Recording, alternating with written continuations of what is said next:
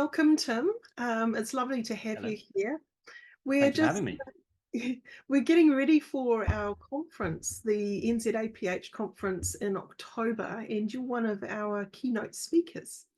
And you've just shared a wonderful session with our members on the protocols around how you work with people, well, with their eyes open for a start, instead of the old hypnotherapy, you're getting sleepier and so on. So, it's a good idea sometimes for hypnotherapists to sort of stop and think about why they do what they do. Mm. And from what I've been listening to you, sort of what I took from that is that sometimes we can be accidentally stumbling across something, and through that observation, we can develop a new take on how to do things.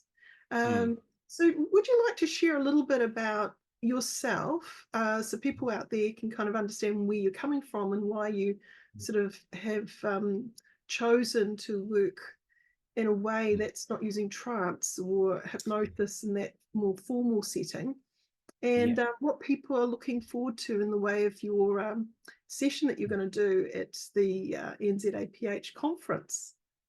Thank you very much, Bodie. Well, first off, thank you for having me as a speaker at the conference. I'm really, really excited. First conference that I've done in New Zealand.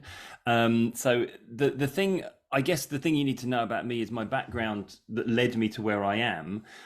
Is that I was very much taught like direct hypnotism, and I was taught in a way that suggested that you hypnotize somebody first and then deepened into trance. So it's almost like you establish that hypnotic connection, and then you took it further into more of a formal trance-based setting. So I did this thing where I was desperately running away from not wanting to be dragged into the family plumbing firm and end up as a plumber all my life, and I was obviously a little bit, I thought a bit differently to just being a plumber, because I come from a background, I studied philosophy at university and things like that. My interests were more in the analytical kind of thing. So when I got into this profession, I really, really went at it quite hard and worked very hard to become a full-time professional quite quickly within the first 6 months of my practice.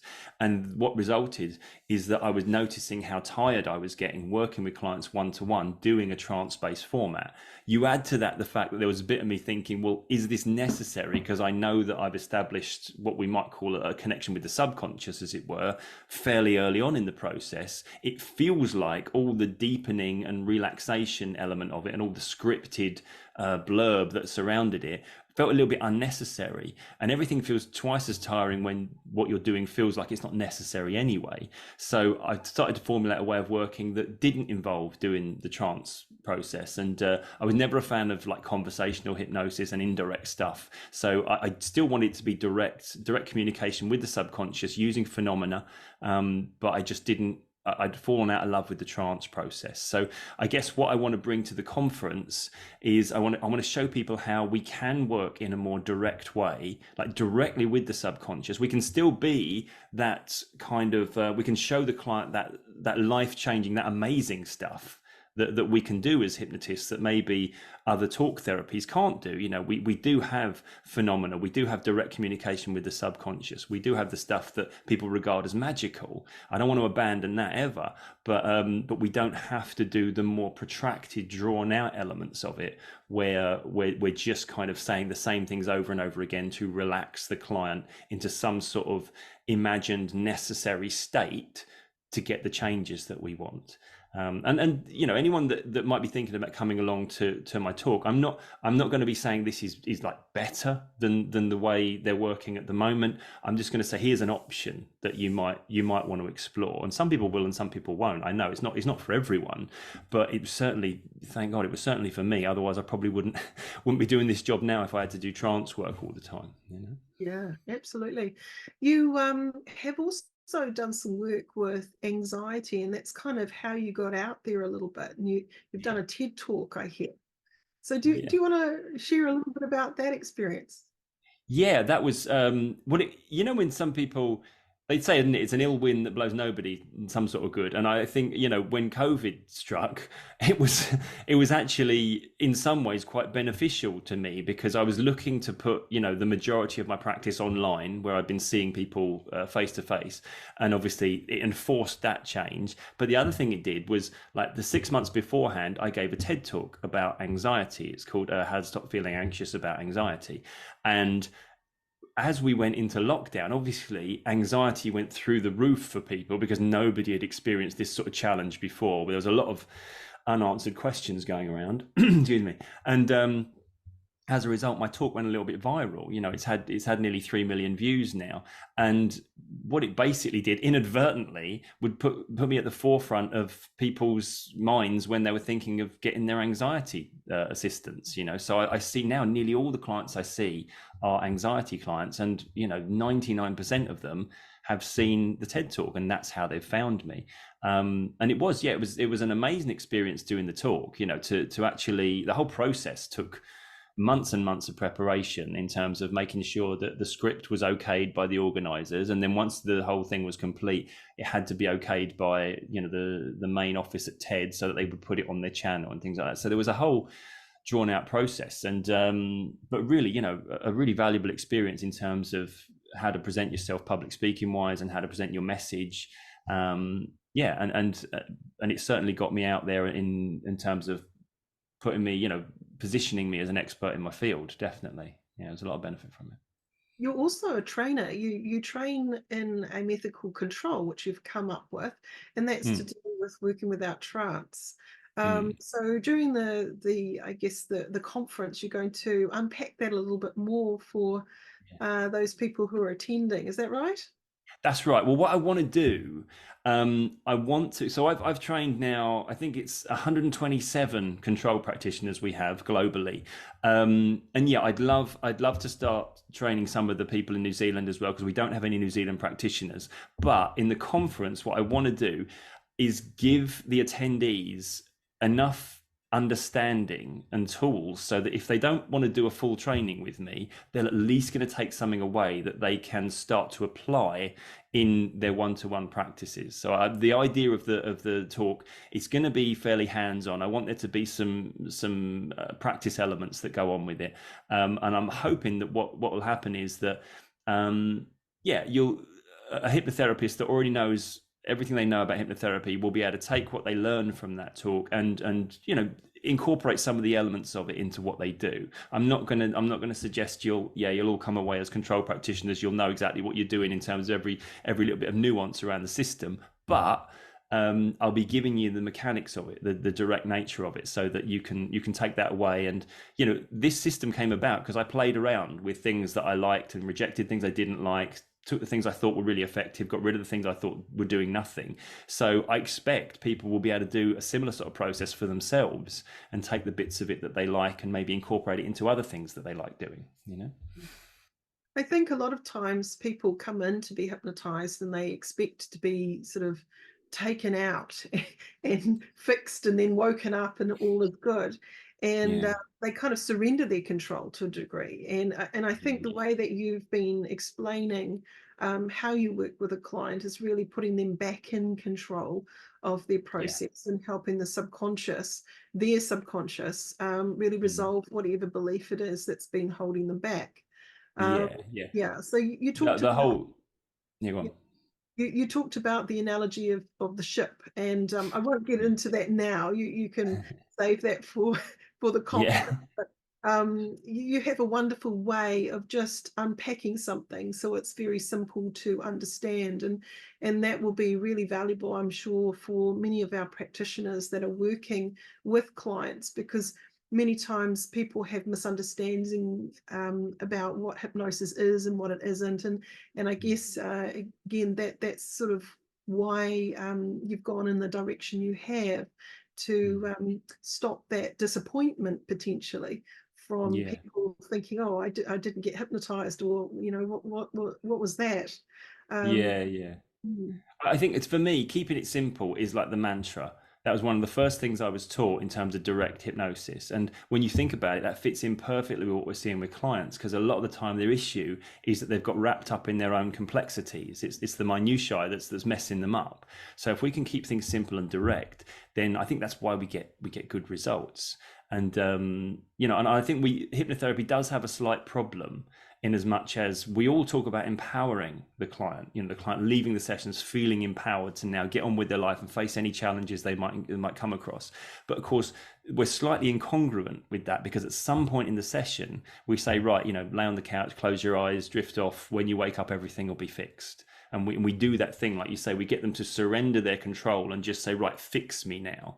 Yeah, and I think that's the opposite of empowerment. It's, you know, it might be, it's like a positive disempowerment, isn't it? Yeah, so it's in a positive direction, but at the same time it doesn't necessarily illustrate to the client that this was them making the change, not us. You know, we still use the framework of doing something to them. So when I think we work eyes open, collaboratively, we turn change into a conversation directly with their subconscious, rather than some magic words or magic process that we do, then they do leave empowered, like genuinely empowered, to not just face the ongoing challenges, but then make their own changes for themselves in any time they need to in the future. I told the story today on the presentation about the client that came to see me. She came for a follow-up session, and I said, how have you been? She said, well, when I left here the other day, it was 10 out of 10, absolutely brilliant. But she said, then something happened a couple of days later. And then I realized, it's not quite 10 out of 10. It's like 7 out of 10, nearly there, but not quite there. I said, okay, let's work on that today. And she said, well, I don't need to, because that thing we did in session, I did that for myself, and it's 10 out of 10 now. She said, I don't really need you, do I? You know, and that was a scary thought. But at the same time, a little bit was like, yeah, you got it. That was the point, you know. And I think she only got it because it wasn't just because I kept saying, this is you making the change, but because she then demonstrated that to herself. And I think that's the point. If we can teach people how to, you know, not just understanding what's going on when we're making the changes, but if we can get them involved in the process, like actively, eyes open, awake, involved in the process, then they take away a lot more from the sessions than they otherwise would. Absolutely. And, you know, I think as a practitioner, I've been doing this 31 years, and everyone is unique that walks in the door, and they had their own journey, their own history, but they're an expert in themselves, and they know exactly what's really going on that deep subconscious level. And they also equally, on another level, know what needs to be resolved. And I think when you hold space in a certain way, and I think if a practitioner believes in their process, you hold space for that client for change. Regardless of what process you are delivering, you've got to be authentic with how you hold that space and how you support that person in that change. And that's the power of coming to a therapist and giving voice potentially to a belief that maybe was not voiced at some point. Can be a breakthrough. Just understanding, why am I doing what I'm doing? Okay, right. Does that serve me anymore? You know? Yeah. I think we said this today, didn't we? Like, we have a lot of faith in that client's subconscious understanding of what's going on, our ability to make positive changes. I think when clients come to see us, it's not because their process is broken in some way. It's just there's a little spanner in the works. The machine still works, but we're just looking to help them with one little barrier there, one little problem that they can't quite, you know, from their perspective, not quite making sense. Yeah, and if we can like remove that spanner for them, you know, then their machine will work fine. Their mind can work out everything. You know, I think a lot of time we meet clients and they seem so, you know, they'll tell us that they're broken or something, and there's so much going wrong in terms of their thought process that we think, wow, this is a really big, complicated fix we've got to go on here. When actually, you know, we sort out the thing that's stopping them, that's got them stuck at the moment. And then we just watch their minds sort everything else out and fix everything for them, as it were. So yeah, I think you're spot on there. I think we put too much stall by doing the thing that's gonna fix them in some way, when of course in reality we're dealing with a very I don't know, a very capable subconscious that just needs a little bit of, guidance at the moment. That's all it is. Mm, absolutely. And we can upgrade and make a new moment just as quick as this. And just because you've been doing something a certain way for so many years doesn't mean you can't change. And I think a lot of times when people come in with extreme phobia or fears or extreme anxiety, there's this question mark: will I always be like this? Like, is this my life? Is this what it's come to? And Yeah. I think it's a great relief to be able to go to a solution focused therapy that supports rapid change. Yeah, exactly. And Exactly. yeah, you mentioned that right at the end of our talk this evening. And I think that's a really good, important part of it, because a lot of times people go to counseling and psychotherapy, and it's like many sessions in, and you're almost just sort of starting to get an understanding. And Yeah. they have this expectation that it's going to take years or, a long time to resolve this. And it doesn't Yeah. have to be that way. Yeah, yeah. I did. So when I did the when I finished doing the TED talk, there was some events. It was literally just before we went into lockdown, in the area where the TED talk was given, and basically an audience got to come along, see the talk, as in that was going to be put up on YouTube like the next week or something, and got a chance to ask questions of the speakers, which you didn't get a chance to do on the actual day of the TED event. And one of the questions I got, and this wasn't even during the Q&A bit, this was like afterwards, some people came up. There was three psychiatrists came up to me, and they said, they were talking about, they were really interested in the talk. I thought I was in for a bit of a problem here, because psychiatrists obviously have a slightly different, like you're saying, they're working with meds, they're working on a long form therapy, and they were asking me loads of really great questions, and they were expressing frustration with having to work in the way that they've been told to work. And one of them asked me, so when you're dealing with trauma, how many sessions would you be doing for trauma? And I said, well, I do the same amount of sessions for every, I've got a 3-session protocol. The control system involves a consultation and a 3-session protocol. I said, I do that for everything. Yeah, we might do extra sessions if we need to, but that's pretty much what I do. And she said, how can you expect to get results with trauma in 3 sessions? And it sounds like a really aggressive question, but it wasn't. She was more asking like, tell me how to do that, rather than, how dare you suggest you can, because she wasn't for a moment suggesting I was lying about the results we were getting, and I didn't really have a great answer. Like, why 3 sessions? What makes me think I can do it in 3 when the psychiatrists that have got the years of training are doing it over, years with a client? And it was only afterwards that I thought, why do I think 3? And then I realized it was, well, because nobody ever told me that I couldn't. And it just made sense to me. And I think a lot of the time, I don't know if this is a controversial thing to say, I don't think it is, but a lot of the time in the mental health profession, we're just going on what we were taught. So it's not like there's any genuine, we haven't done our own, why do I think that? What do I think about that? And that seems strange to me. As I said before, I studied philosophy at university, so I'm very used to packing, what have we assumed in our working out here? And can we actually assume that? So I'm always going a step back to what's the things that we irrefutably can assume, and there's no way we could deny, and then go from there. What's the stable grounding of our thinking? And I think a lot of the time when we learn stuff, when we go to college or university and we learn stuff, we're just told this is how it is, because people who are smarter than you have worked this out along the way. And I think a lot of the time with our mental health, with how our mind is working, as we know, as hypnotherapists, everything is a suggestion. The first thing that the therapist says to you is, okay, trauma, right, we may be working together for a long time here to get this. This is going to take a certain amount of time. And instantly you've framed it.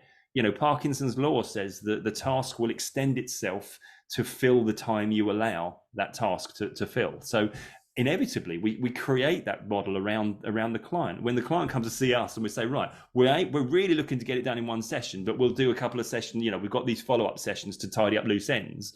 Their mind's going, right, okay, let's see, what do you need to know so you can get it done in this amount of sessions? And then we get the information we need, we do what we need, we guide the client in the way they need to be guided, and they empower themselves by realizing, oh my God, I can change. I didn't even realize I was allowed to change, So yeah, I went off on one there. Apologies, but you know, I mean, Oh, that was my brilliant, brilliant.